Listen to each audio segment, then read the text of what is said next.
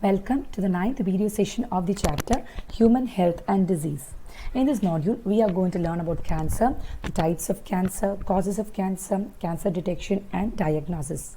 Let's see what is cancer. Cancer is also known as malignant tumor.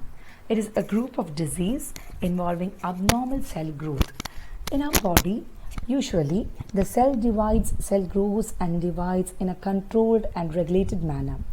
When this controlled cell division and cell growth is broken down, it results in abnormal cell growth, and that condition is called as cancer.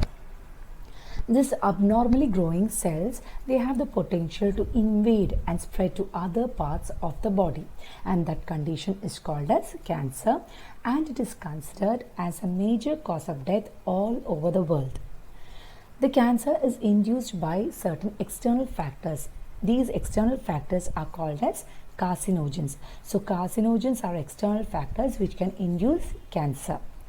They can be physical agents, chemical agents and biological agents. The physical agents are ionizing radiations like X-ray, gamma rays and non-ionizing radiations like UV rays. The chemical agents are tobacco smoke, sodium azide, methyl ethane sulfonate. And biological agents, they are cancer causing viruses, and these viruses are called as oncogenic viruses. These oncogenic viruses, they have a gene, and these genes are called as viral oncogenes. These viral oncogenes, they induce the transformation of normal cells into cancerous cells. They induce the transformation of normal cells into cancerous cells. Second biological agents are cellular oncogenes, or it is called as proto-oncogenes. These genes have been identified in normal cells. In the normal cells, such cellular oncogenes has been identified. They are also called as C-onc. These oncogenes inside the normal cells, they get activated under certain conditions, and when they get activated, it leads to the transformation of normal cells into oncogenic cells or neoplastic cells. So it leads to the oncogenic transformation of normal cells. All these agents, they induce the transformation of normal cells into cancerous neoplastic cells. Neoplastic cells means uncontrolled dividing tumor cells. So these agents which induce the transformation of normal cells into cancerous cells are called as carcinogens. Let's see about the mechanism of transformation of cancerous cells. The cell growth and differentiation, as I told, is taking place in a highly controlled and regulated manner, and this is completely broken down in the case of cancerous cells. Usually normal cells has a property called as contact inhibition. That is, once the surface of the cells comes in contact with each other, it inhibits uncontrolled growth. That is, they control their cell division and cell growth. But this property is completely lost in the case of cancer cells. The cancer cells have lost this property of contact inhibition. As a result, they start to grow and divide and give rise to a mass of cells, and is called as a tumor cells. We can see this is a tumor developing inside this normal cells. These are normal cells which has contact inhibition, but this part, it has lost this contact inhibition and it is growing abnormally and forming a tumor. There are two types of tumor: benign tumors and malignant tumors. Benign tumors, they are harmless. They remain confined to their original location where it has been formed, and they do not spread to new locations and cause very less damage. So they are harmless. They remain confined to their original location. They do not spread to new locations. Whereas malignant tumors, they are fatal. Why? Malignant tumors are nothing but a mass of proliferating, rapidly dividing cells, and they form neoplastic or tumor cells. They grow at a very rapid rate and they invade and damage the surrounding tissue. They divide actively and they take all the nutrition from the normal cells and allow the normal cell to starve. And these cells, they have a property called as metastasis.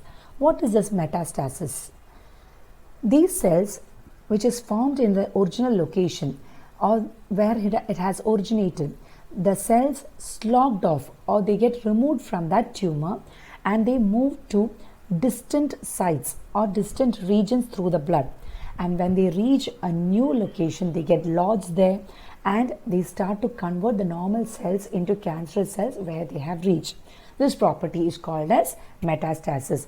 That is, the cancerous cells, they escape from the site of origin and they move to another new location through the blood, and when they reach the new location, they convert the normal cells to cancerous cells. This property is called as metastasis. Next is detection of cancer. Cancer can be detected by different methods. First is biopsy and histopathological study. In this method, they detect the increased cell counts in tissue, blood and bone marrow.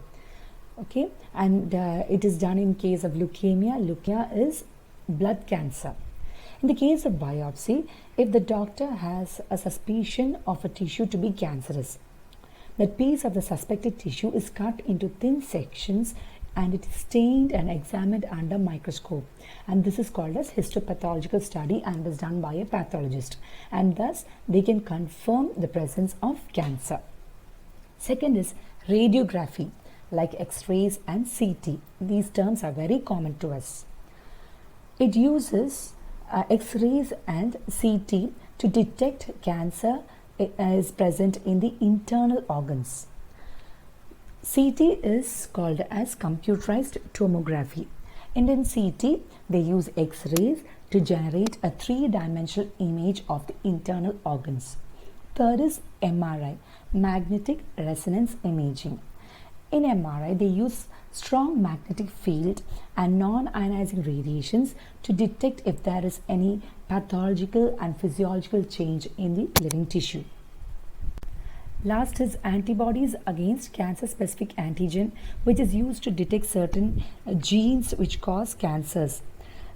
Techniques like molecular biology, which is advanced branch of biology, it is used to detect genes in individuals who have a high chance to inherit certain cancers. And once such genes are identified, in such individuals it is very helpful to prevent cancers, because such individuals can be advised to avoid exposure to certain carcinogens to which they are highly susceptible. For example, in persons who have a high chance of lung cancer, they can be advised to avoid tobacco smoke. Last is treatment of cancer. The first treatment is surgery, in which the tumor cells are surgically removed. Second is radiation therapy or radiotherapy, in which high doses of radiations are given to kill the cancer cells or to shrink the tumor, and it is done lethally and taking proper care of the normal tissues. Third is chemotherapy. The chemotherapy are drugs which help to kill cancer cells, and it is highly specific for particular tumors, and they have many side effects like hair loss, anemia, etc., and also nausea, vomiting. Last is immunotherapy treatment. It involves use of biological response modifiers. Biological response modifiers, what do? They activate immune system to detect cancer cells and destroys them. And a very classic example is alpha interferon, which boosts up the immune system to detect cancer and to destroy them.